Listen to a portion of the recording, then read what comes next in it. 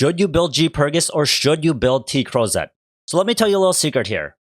Nobody cares. Why? Because metas fade, but waifus are forever.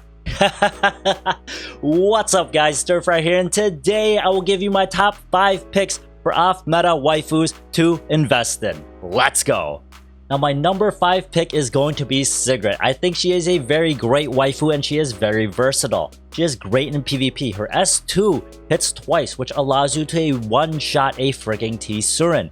Even with damage mitigation, she can one-shot him and ignore the fact that she will not take 50% damage. How? With Uberius Tooth. She will do tons of damage with her first hit, then her second hit, then the damage from the Uberius Tooth should be enough to wipe her out, even with an Adamant Shield or an Aureus. As long as your Sigrid is strong enough, it should do enough damage. Now her S3 is also very useful because it has Extinction, so get rid of those freaking RBs and get rid of that trash so that Maid Chloe cannot revive them. She is also quite versatile because you can build her as a very strong nuker and also a speed unit, which I have right now. Mine is 243 speed, and she will one-shot a T-Surin, and a lot of times she will one-shot an RB as well without an attack buff. Of course, it depends on the rest of the party if you can one-shot an RB or not, but if you have some debuffs on him, he will definitely die. So she's super fun to play with. She's not meta, so when you bring her out, people kind of don't know what's going on. This is what is so fun about off-meta picks, and this is why she takes the number 5 spot.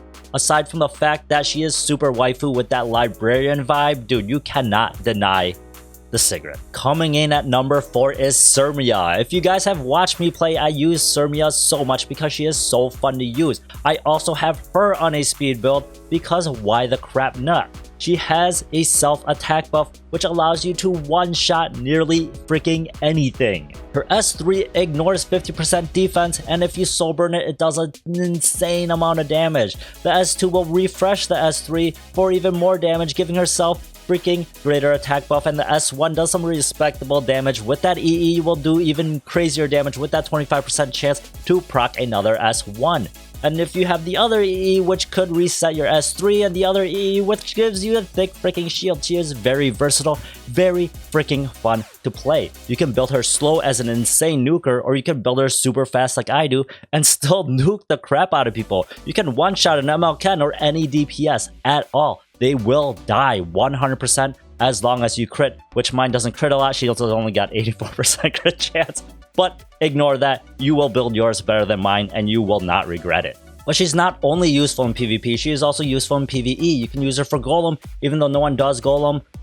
Maybe people will start doing Golem with those buffs to the sets. So you can use her there if you got her. She's also very useful for the trials because of how insane her S1 is. If you proc that S1 with tons of dual attacks on your team, dude, it is freaking crazy. And last of all, you cannot deny the waifu vibe. Look at her, that smile, dude. You gotta protect that crap.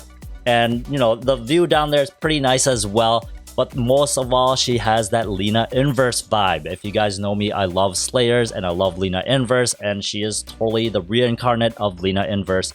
I freaking love it. Now my number 3 pick is probably quite debatable, but I picked a Ravi because I love a Ravi. She is not the most exciting person to play with, but she also is at the same time because she is so unexpected. Her kit allows her to be insanely tanky, but also do an insane amount of damage, especially on the counter set and with her self-heal on the S1 and the S2 passive with the res on the S3. She has a not very complicated kit. She's pretty straightforward and she's very fun to play with. With some luck on your artifact, depending on what you use, I use Timeless Anchor. If you use Timeless Anchor or Crimson Seed, there is a good chance she could solo an entire team if they do not do enough damage to you. So that makes her very worth investing in because the more or less you invest in her, the more damage she will do. And it is quite devastating. That S1 does a good amount of damage. You're doing 5k a hit. On a counter, you're doing 5k a hit to people while they're hitting you for whatever damage, and you're healing yourself when they hit you, and you're healing yourself when you hit them. She has an insane amount of sustain. She is quite unique, I would say. She's looked down on because she's not as strong as her fire counterpart, because after Fire Ravi's buff, she became very strong and very meta, while a Ravi is not meta, but she is still very freaking waifu, dude. Look at her, those horns, that tail, and the rest of it. Dude, you gotta freaking love it. Now my number 2 pick may surprise some people because she's at number 2 and not at number 1. But as you can see, it is Yufine, who is actually my favorite waifu in this entire game. But she only gets the number 2 spot. She is very worth investing in because of how versatile she is and also how insanely strong she is. She has a very packed kit as well, which I think a lot of people forget about. She has a defense break on the S1 while doing an insane amount of damage. She has a strip on the S2 while giving herself speed buff and attack buff and also doing good damage. She has an S3 which does an insane amount of damage with a strip and a stun. So if you invest enough molas in her, she is an insanely strong damage dealer. She can one-shot nearly anybody with her S3, maybe even without an attack buff if they have an immunity on them, because when you hit them and they have a buff on them, it does 50% more damage. While if I'm not mistaken, the S3 already has a 2.0 multiplier on it. So all that being said, she is also great because you are able to use her in different ways. As you see, minus 265 speed and tanky, that does pretty much no damage. But she is so freaking fun this way. I use her as my first turn stripper. Of course, you might not get first turn every time because she's only 265 speed. But when you see somebody pick a Yufine, you're not going to speed contest a freaking Yufine because you expect her to be pretty freaking slow. Now the reason she is so versatile is also because of the EE. Now the first EE allows her to extend her own buffs, which paves the way for the immortality build, pretty much a meme build to just clear the raids. The second one lets her do more damage, 30% more damage on her S1. While the last one allows her S2 to have 100% silence, which is what I use with this crowd control speed freaking Yufine.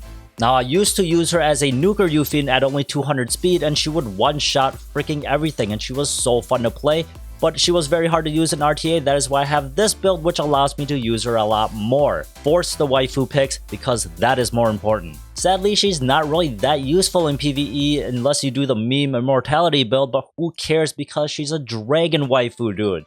The horns, the tail, the other things. Dude, come on. Best freaking waifu. Why would you not build a Yufine, right? Why would you not? If you don't, that really hurts my feelings, dude. Now the last pick, my number 1 off-meta waifu has to be Landy. Look how cool she is. She is insanely strong. And she is insanely meta. Wait. No, but seriously, Luna. Number 1 pick is Luna. Luna has always been a freaking solid unit. People cry about how she needs a buff. Yes, she could use a buff. But is she good without one? I think so. For those of you who know me, I use Luna a lot and you have seen her do some amazing things. You cannot deny that. She has a very simple kit, but it works very well. Her S1 is very RNG, doing 0.7 multiplier up to 2.1. It is the strongest S1 in the game if RNG likes you. Not only that, it will reduce the cooldown on your S3, which is quite an interesting concept, especially on a counter build. You can reset that S3 quite easily, and especially with the EE that pushes your CR 15%, it is very, very freaking fun. Combine that with the S2 passive that gives you extra crit chance and attack if you are above 50%. If you are not, you get extra defense and crit, non-critting, anti-crit. Yes, that. Of course, I wished it would tweak that a little bit, but it's still pretty good as it is. And now the S3, which does an insane amount of damage when soul burned. It is a very strong single target nuke with a defense break on it. So all in all, her kit isn't super devastating, but it is very fun to play if you throw her on a degen build, which is what I have here. Check it out. I love this build. It is so fun to play. You guys have probably seen videos on it, and I just can't freaking get enough of it. She is on Sigurd's Scythe, and she is on the EE, which gives her the 15% boost on a counter. Of course, you can build her differently as just a plain old nuker like people used to do, because she does a ton of damage. Throw her on a speed set. You could probably throw on the EE, which gives you an extra turn on the S3. If you kill, you get an extra turn, which could potentially kill another unit because of how strong that S1 is. When a unit allows you to follow multiple paths to the build, it makes it very fun. That is why I think these units are very worth investing in. But I do like this counter degen build because I have soloed entire teams with the Luna. She has come back and killed entire teams because that is just what she does, and the damage is so freaking high. you do not understand how insanely strong she is when she hits. But she's also worth investing in because she's good in PvE. Of course, she's not as useful in Wyvern anymore because we're not running Wyvern 11, we're running Wyvern 13. So she's not as good in that aspect, but she is still very good in the fighter expedition. You can definitely use her there because of how the mechanics work. She does very well. And last of all, you do have to remember this is a list for off-meta waifus. Is she waifu? Dude, do you have to ask? Dragon waifu. Horn. Tail. That.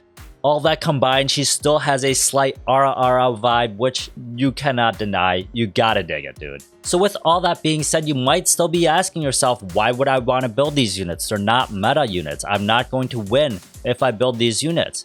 Yeah, you might not, but you might have some fun. So aside from that, there is an actual benefit to building these off-meta waifus. Number one, they're not going to be banned. Number two, nobody's going to pick them, so you will always be able to pick them. And number three, you can build weird builds and nobody knows what the crap you're doing because they're not in the meta. There's no meta build for them, so it's a mystery. That is why I have my Yufine super fast. Nobody bans my Yufine or contests speed against her because who the crap builds a speed Yufine? My Luna is insanely strong and she's on counter. Who does that? People don't expect that. My Sigrid is insanely fast. She one-shots T-Surins, and people are like, what the crap just happened? My Sturmia is the same way. No one expected your Sturmia to be 240 speed and one-shot your DPS right away. So don't be afraid to invest, to mola your waifus, the ones you enjoy playing with. It is a game. Enjoy it. Have fun. Do not follow the meta, man. The meta will only frustrate you, and in the end, metas fade, but waifus are forever. Remember that, man. Remember. Well, hope you enjoyed this, man.